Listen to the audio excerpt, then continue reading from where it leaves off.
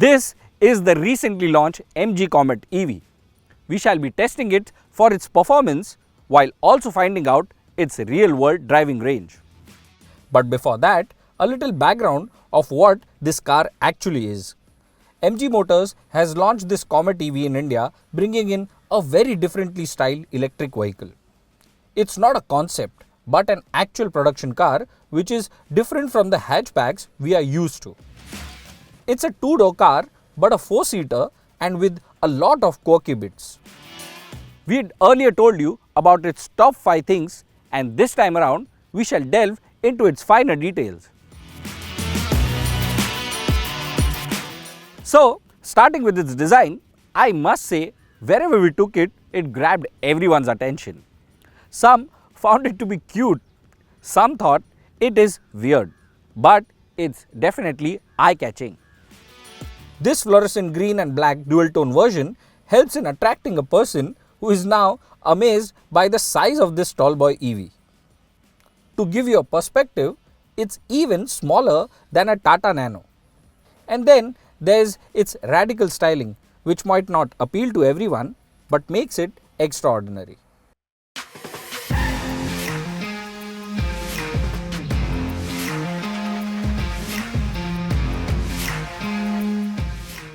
It is the same inside when you talk about standing out from the conventional.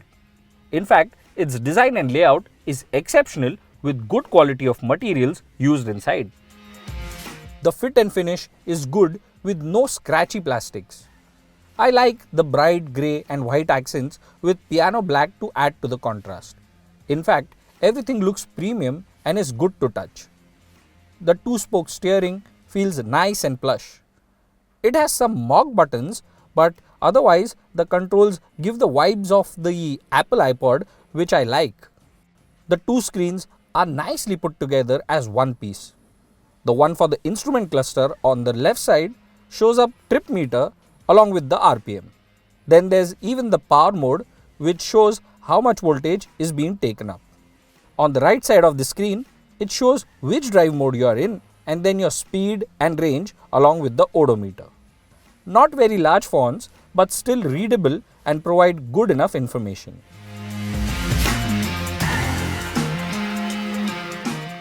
When it comes to space, there's good enough room inside even for tall individuals. The driver's seating position is acceptable with a good view of the road ahead. That said, there are some blind spots, especially when reversing the car, but then that's taken care by the reversing camera. This car can be a prime example of being super compact from outside but very roomy inside. Despite the absence of a sunroof, the use of light colors and a large glass area provides an airy and open feel to the cabin. The front seats are slim, closely placed to each other, provide minimal side support but are wide enough to accommodate people with average build.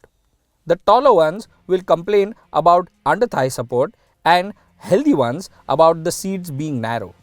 And mind you, it's a 4-seater, not 5. For the second row, there's good enough space but strictly for 2 people. Also, I am sitting in a near position, so there's this lack of under-thigh support.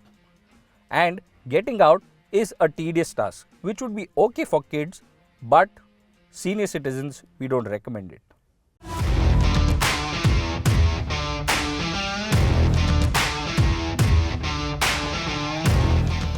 So yes, the tailgate opens up. However, there's not enough boot space to speak about, especially with the rear bench up. However, there is a little space for the charging bag and a small laptop bag. But then drop the rear seats with 50-50 split option and you can have a versatile boot space that can even fit in your golf clubs or bags or grocery. This also reminds me of the nifty hooks in the front, but the lack of a glove box or center console. You will have to rely on the slots and cup holders in the door pads and dashboard.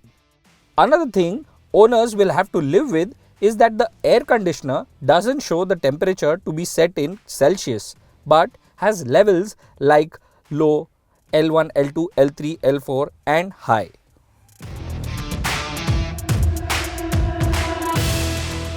We were expecting features like dual screens, connected car tech, dual tone interior, voice commands, Apple CarPlay and Android Auto. And MG didn't disappoint by providing all this equipment along with more noteworthy kit like LED lamps, an illuminated MG logo, electrically adjustable ORVMs, digital key with sharing function, etc. I just wish automatic climate control could have been provided and the option of a sunroof and wireless charging would have been delightful.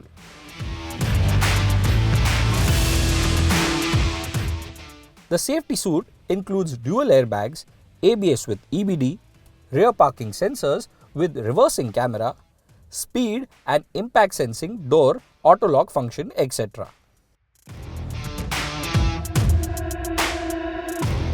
Interestingly, the car doesn't have an engine start button. So as soon as you sit in the car is actually on. You just tap the brake, put it in D, and it doesn't have a creep function. So you have to give it a little throttle input to take it forward.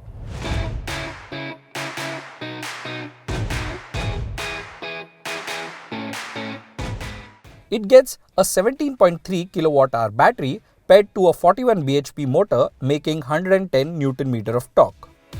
There are 3 driving modes: Eco, Normal and Sports. Even in the Eco mode, it has the zest to go forward. But once switched to Normal or Sports mode, one realizes it was a bit sluggish.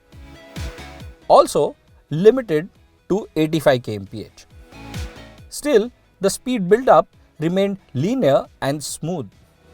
Though it took close to 20 seconds to reach 0 to 100 kmph, 0 to 60 kmph came up under 7 seconds, which is still good to get ahead of the traffic. If cruising at triple digit speeds on the highways is your thing, this EV isn't for you. Also, the EV is very silent till you pin the throttle. This is when you can hear the motor and even the tire noise comes in. But I would like to point out that the car doesn't roll back on inclines or steep slopes. It stays for 5-6 seconds, which is going to be helpful for new learners, especially without a handbrake.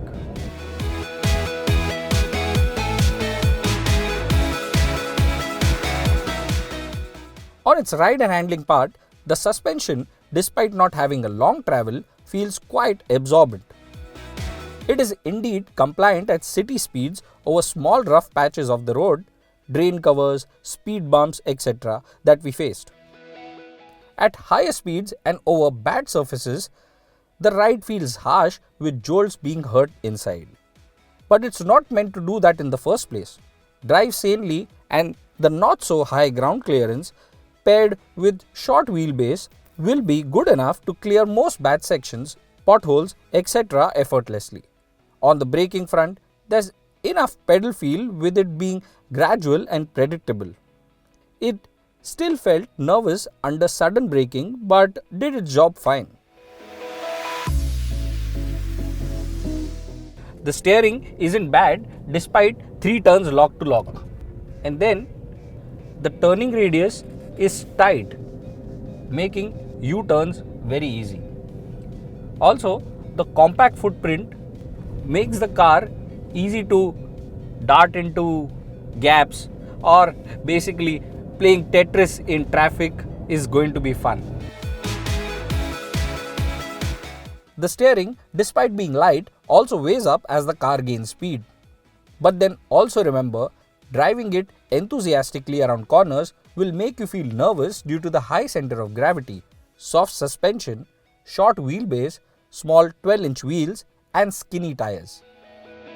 Upon pushing the car to its limit, the steering feels vague, the car understeers and doesn't inspire confidence to push it further to its extent.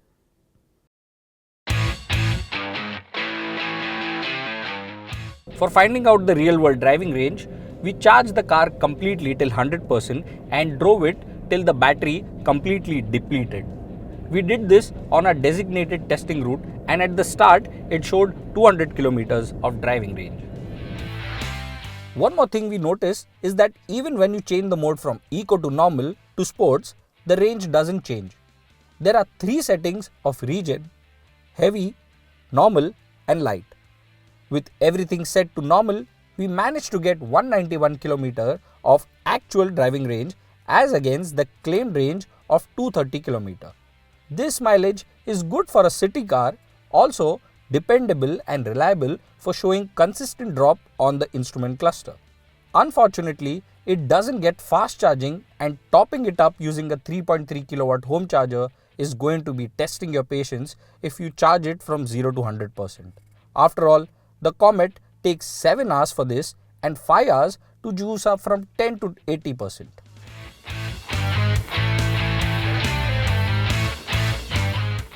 The Comet is available in 5 colors, 3 variants and more than 250 customization options. The entry-level Pace variant costs Rs 7.98 lakh. All prices are ex-showroom. Then the mid-spec Play trim is priced at Rs 9.28 lakh, while this top-spec Plush version has a price tag of Rs 9.98 lakh.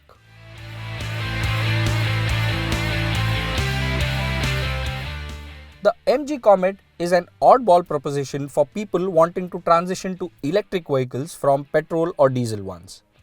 It's still the most affordable EV in India at an introductory price of Rs 7.98 lakh. It's got great tech, a good cabin space, premium interior and low running costs. But this top-end Plush version costs Rs 9.98 lakh. To lure in a buyer for this money, it does lack some equipment, more importantly, 2 more doors, which cars at this price point get. Overall, the Comet is a great city car, but then expensive at this price point. However, it's not for the mass market, but for a more evolved buyer. Some may not find it to be value for money and even call it a safer scooter for the rich. And whatever it might be, this is a good example of how great these super compact EVs can be for crowded metropolitan cities.